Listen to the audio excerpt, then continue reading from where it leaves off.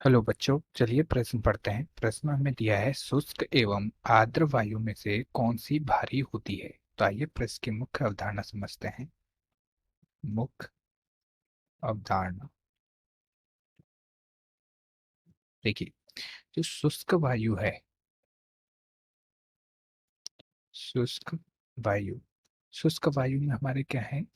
शुष्क वायु के घटक हैं O2, N2, CO2 इत्यादि। जब इस वायु में हम क्या है, जल वाष्प की बूंदें सम्मिलित हो जाती हैं।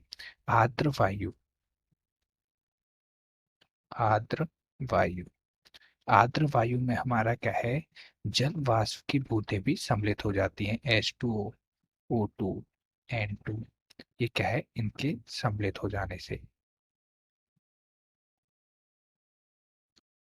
इनका मिश्रण हमारा क्या है, आर्द्र वायु का निर्माण करता है।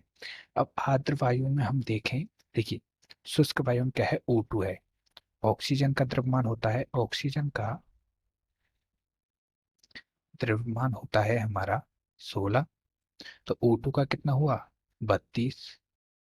इसी प्रकार N2 में N2 में नाइट्रोजन का हमारा कितना है, 14। तो N2 का कितना हुआ, 28। अब हम बात करें यदि H2O की, तो हाइड्रोजन का हमारा क्या है, एक, दो हाइड्रोजन है प्लस 16। तो इसका द्रव्यमान कितना हुआ, 18, जो कि हमारे ऑक्सीजन के, O2 के तथा N2 के द्रव्यमान से क्या है, कम है।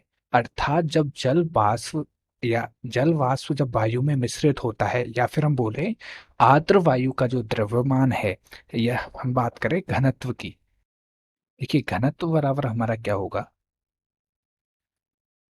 घनत्व बराबर द्रव्यमान बटे आयतन, द्रव्यमान बटे आयतन। अब जो आर्द्र वायु का जो द्रव्यमान है, वो हमारा क्या है, अपेक्षाकृत, क्योंकि उसमें जल वाष्प की बूंदें सम्मिलित हो गई, और उसके कारण क्या है, O2 की O2 की तथा N2 की मात्रा प्रति आयतन, N2 की मात्रा कम हो गई। इस कारण उसका क्या है, घनत्व कम हो गया।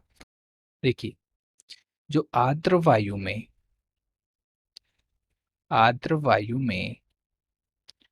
O2 व N2 गैसों का आयतन, गैसों का द्रव्यमान, या फिर हम बोलें गैसों का प्रति आयतन द्रव्यमान, जो शुष्क गैस है, शुष्क वायु शुष्क वायु की तुलना में क्या है, कम है, तुलना में कम है। और चूंकि H2O का द्रव्यमान H2O का द्रव्यमान O2 व N2 से कम है, N2 से कम है, इसीलिए हमारी क्या है, जो शुष्क वायु है वह भारी होगी और आर्द्र वायु हल्की होगी। इसलिए शुष्क वायु हमारी क्या होगी, भारी होगी, भारी, तथा आर्द्र वायु हल्की होती है। तो आशा करता हूँ आपको प्रश्न समझ में आया होगा। धन्यवाद।